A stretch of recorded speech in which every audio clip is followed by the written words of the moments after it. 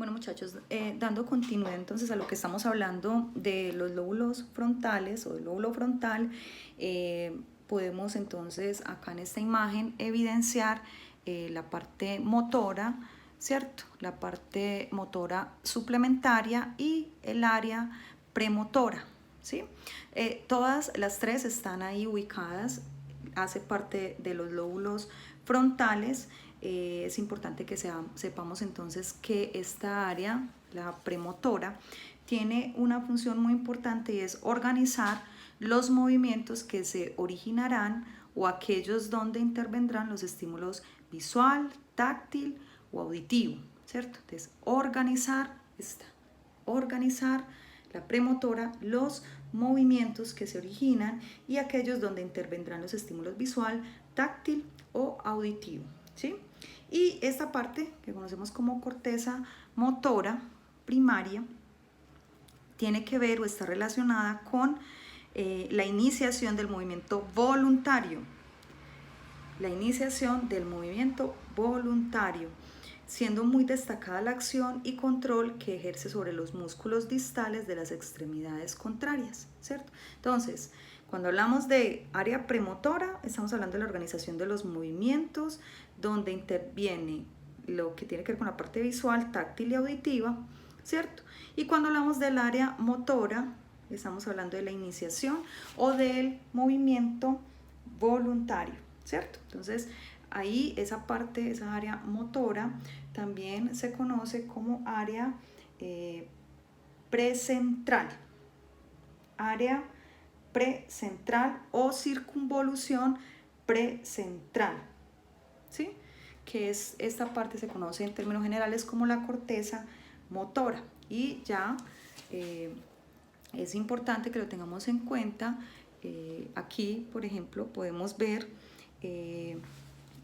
las cisuras, ¿cierto? Que no las habíamos nombrado, las cisuras que nos van a ayudar, en este caso, esta cisura, que es la de Rolando, la cisura de Rolando, nos va a ayudar a separar los lóbulos frontales o a diferenciar los lóbulos frontales de el parietal, ¿sí?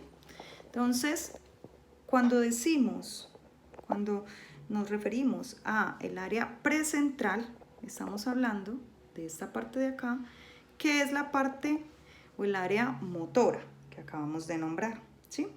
Y cuando hablamos de la parte de la circunvolución postcentral,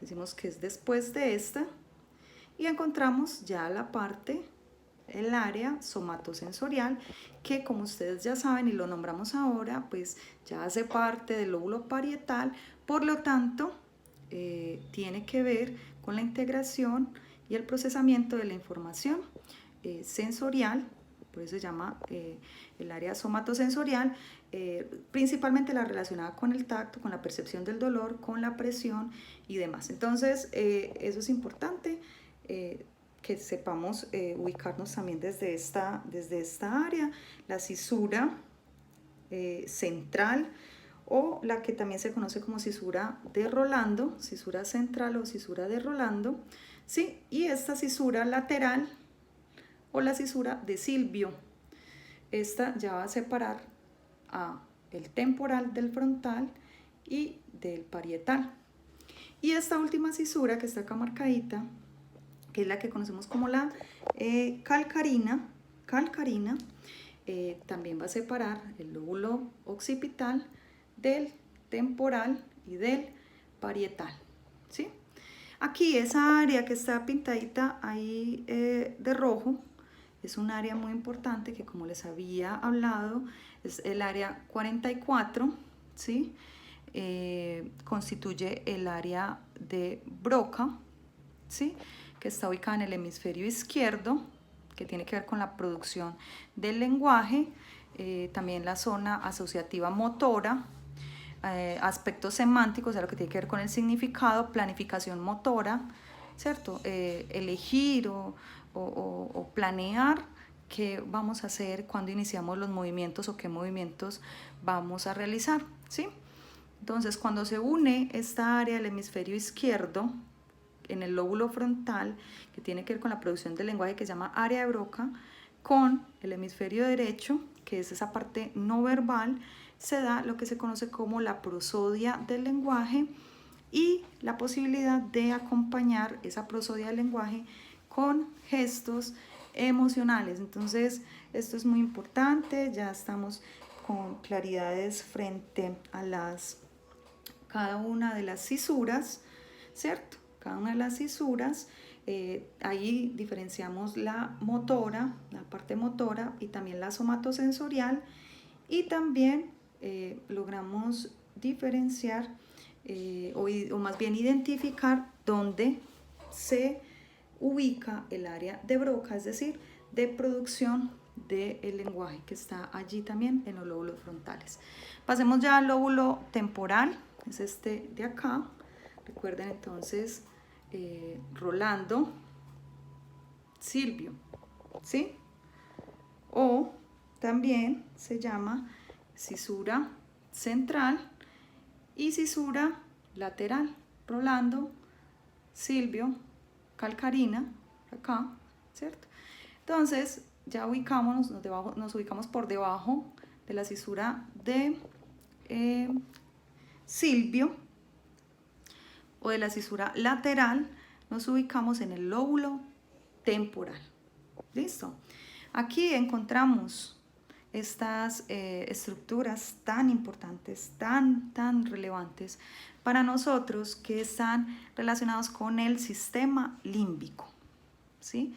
Estas estructuras, ahí ven la amígdala cerebral, que no tiene nada que ver con las amígdalas, que alguien me preguntaba eso, no tiene nada que ver, es otro, la amígdala cerebral, el hipocampo, la amígdala, las emociones, todo tiene que ver todo con las emociones, como estábamos mencionando ahorita, ¿sí?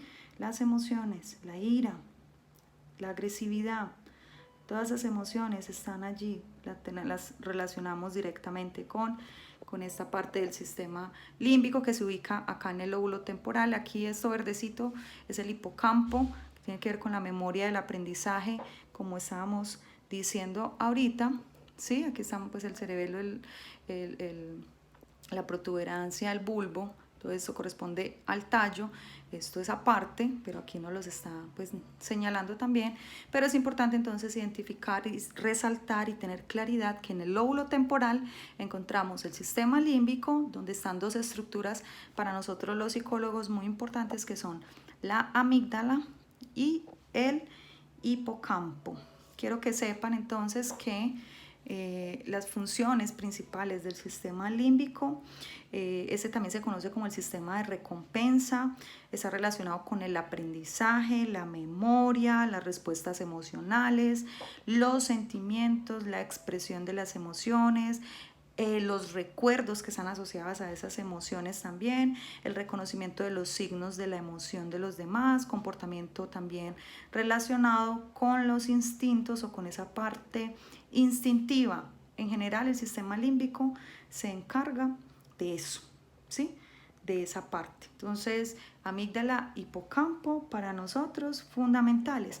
Y ahí encontramos algo que se llama la corteza entorrinal, ¿sí? Por debajo de la amígdala y el hipocampo, la corteza entorrinal, y esa corteza pues es esa área de nuestro cerebro, del lóbulo temporal, que está relacionada con la percepción del olfato, con la navegación espacial, con el reconocimiento de los estímulos y con la formación de los recuerdos. Entonces, tarea importante de la corteza entorrinal está aquí, muy cerca de la amígdala y del hipocampo. Amígdala, emoción; hipocampo, memoria, aprendizaje. La corteza entorrinal, además de ayudarnos con la percepción de lo que olemos, del olfato, también nos ayuda al reconocimiento de los estímulos, obviamente olfatorios, ¿cierto? Y nos ayuda con la formación de los recuerdos. Entonces, lóbulo temporal, muy importante también para nosotros, ¿cierto? Súper importante, porque allí encontramos además del procesamiento de la información auditiva, encontramos el sistema límbico, emociones, aprendizaje, formación de los recuerdos, percepción del olfato, ¿sí?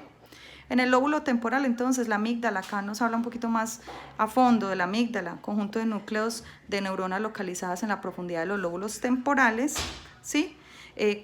Aquí está, desde otra perspectiva, la amígdala, y nos dicen que cuando tiene estimulación eléctrica, cuando se ha estudiado la amígdala en el cerebro y reciben estimulación eléctrica, hay agresividad, ¿cierto? Pero también se han dado cuenta que cuando la extirpan, entonces las personas se muestran dóciles, no responden de manera agresiva y ante lo que le generaba rabia se muestran indiferentes, ¿cierto? Y tiene que ver con las respuestas sexuales también. Entonces, todo esto hace parte del lóbulo temporal, específicamente de la amígdala y demás. Aquí encontramos al hipocampo, ¿sí?